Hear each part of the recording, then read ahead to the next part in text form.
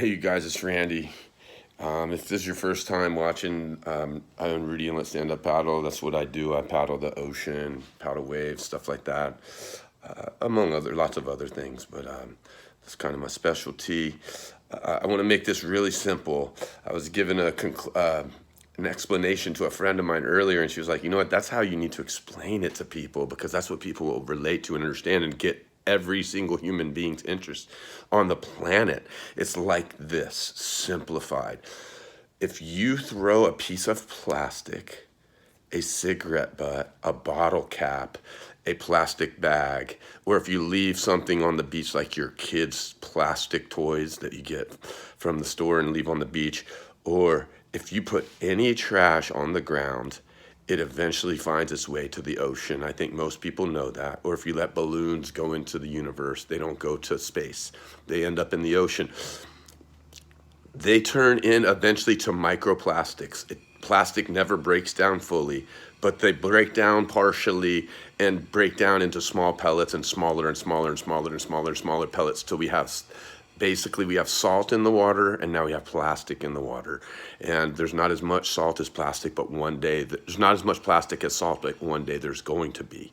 So those small pieces of plastic breaking down to the size of salt and smaller are getting cells attached to them.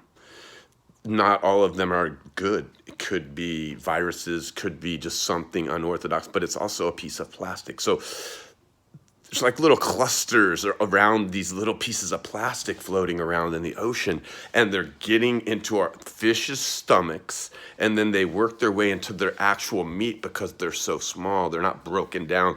They're part of what's broken down that moves on and becomes meat. And so inevitably they're finding little plastic bombs in the meat of fish, which means the bird are eating it, the animals are eating it, humans are eating it. And so the same thing is going to happen to us.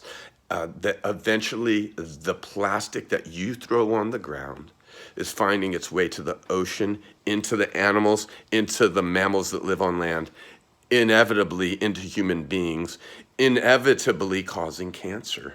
So therefore, you or me being negligent in any way and letting plastic go into the environment is potentially causing our grandchildren and great-grandchildren to get cancer. We're already leaving them a pretty jacked up planet. I think leaving them to get cancer from what we throw on the ground because of our laziness is not acceptable, y'all. Come on.